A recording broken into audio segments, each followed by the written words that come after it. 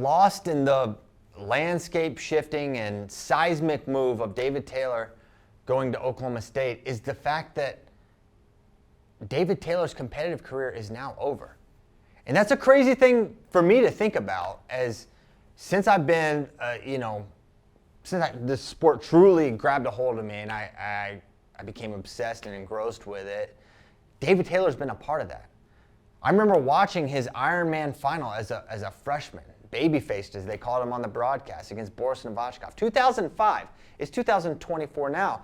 And since that point in time, I've been watching David Taylor wrestle, compete, mesmerize, and win. And he's won at every single level.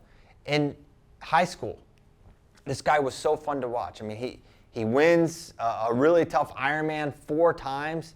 It had never been done, right? First time to ever do that till he did it. He was the second.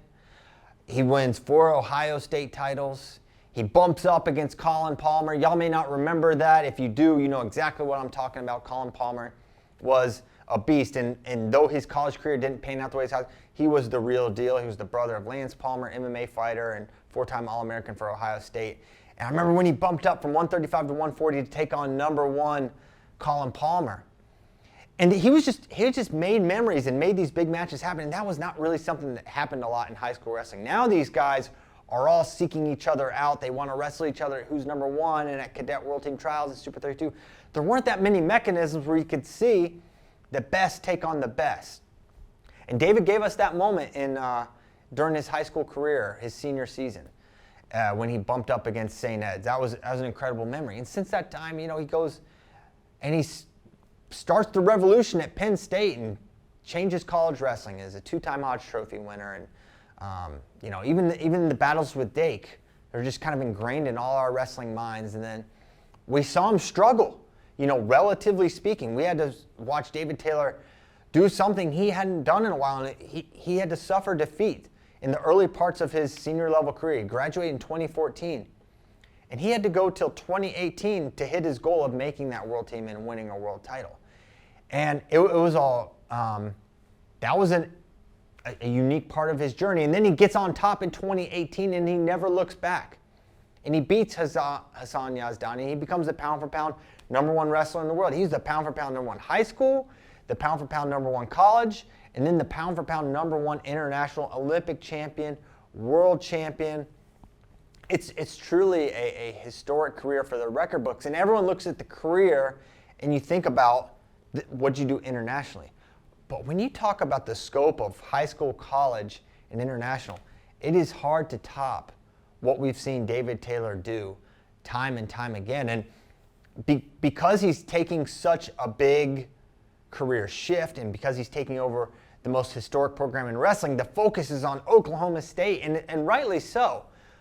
But there should be a period of time where we look back and say, man, what a privilege. Just like we're maybe looking back on Jordan Burroughs' career, you have to look back on David Taylor's career and all that he's done for wrestling. And now you have to wonder what is next for Team USA. Is we've had this period of time where so many legends hung on, and it makes it sound like they were hanging on and like they weren't productive. They were hanging on, they were winning.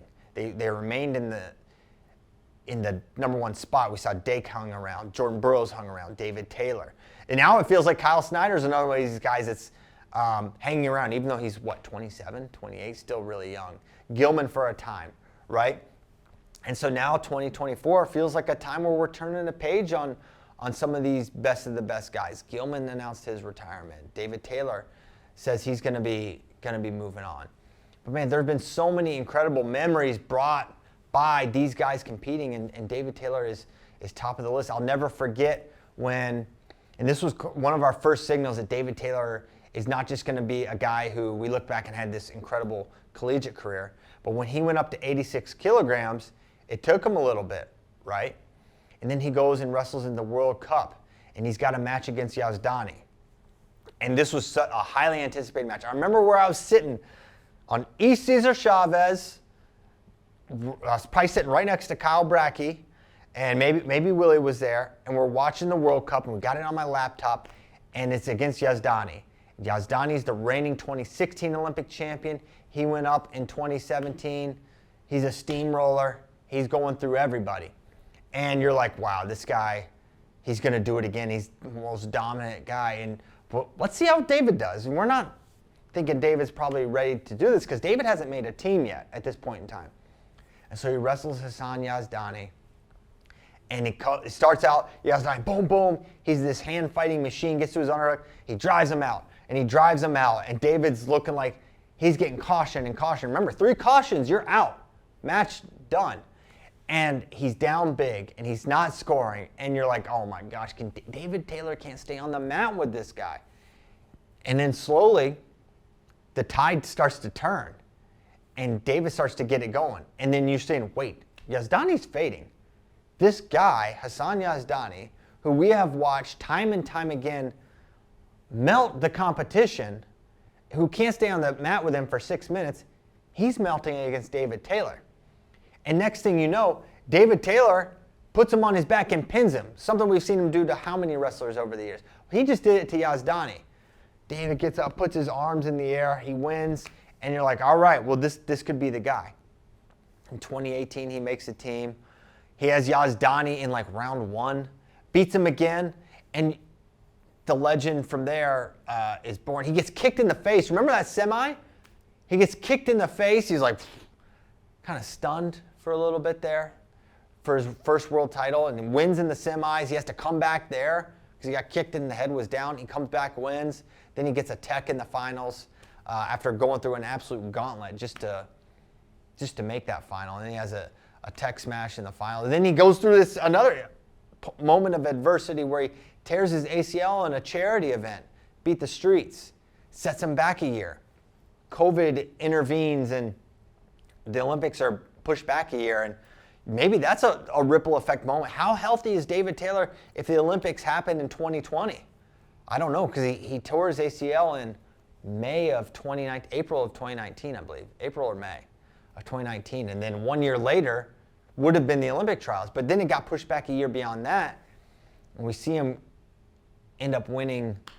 He goes through the Olympic trials bracket and beats his teammate Bo Nickel to make that team. And then he beats Yazdani yet again to become the Olympic champion. And, you know, I remember we did a film, and it's still, you know, you can watch it. It's called Magic Man.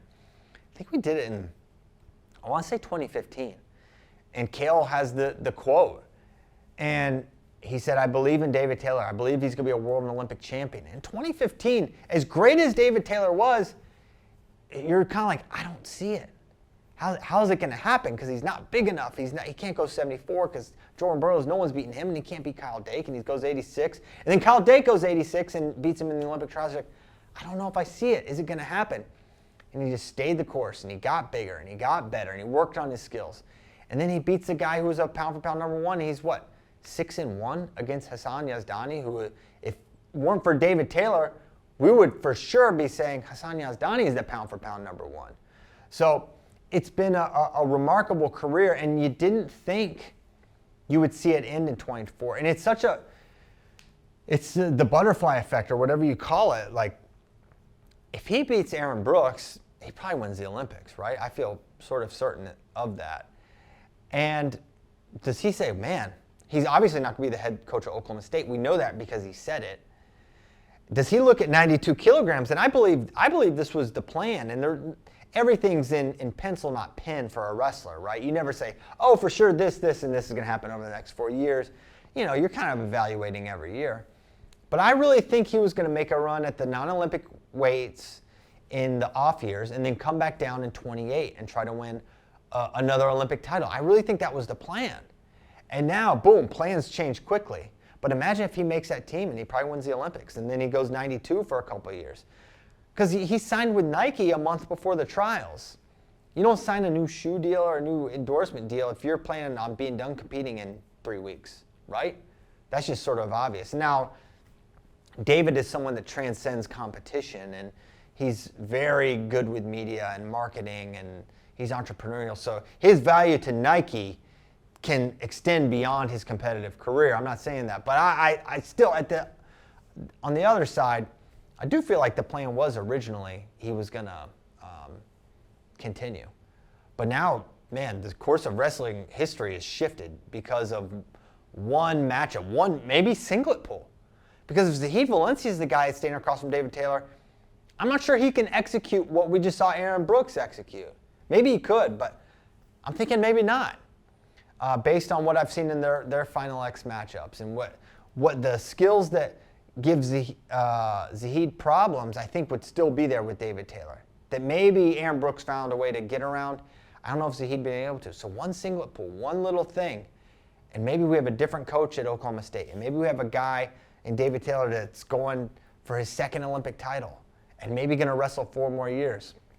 One little thing shifted that, and ultimately, everyone's left with the same conclusion. I'm hearing on the inside and outside, not just the Oklahoma State, but the wrestling world is collectively saying David Taylor to Oklahoma State is good for wrestling. So while it's crazy to think about David's competitive career being done, you can't help but think this is going to be an incredible impact on the sport of wrestling to have him down there in Stillwater, Oklahoma. But man, make sure it is that we should, and I think here at Flow we'll do something, but man, reflecting on the career of David Taylor, I just want to say thanks for so many fun memories. 2005, holy cow, YouTube was like barely existed then. I don't know when YouTube was founded, but not long before that.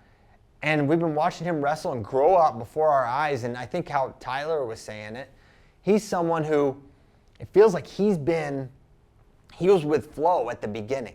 And he was so on the radar then that Martin and Mark Bader and all those guys, they were following David Taylor around because it's like, this is going to be a guy. And he's always been so accessible and open, a guy you want to talk to, and he's a guy you want to watch wrestle. So it's kind of a full circle thing for Flo as someone, he's been there from the beginning, and now we've seen it come to fruition. Now he's the head coach of the most historic program in the sport's history. I don't know, it's kind of cool. So appreciative of David and all that he's brought to Team USA, to college wrestling, to wrestling here in America, and it's great to see his impact for wrestling is probably only going to grow from here.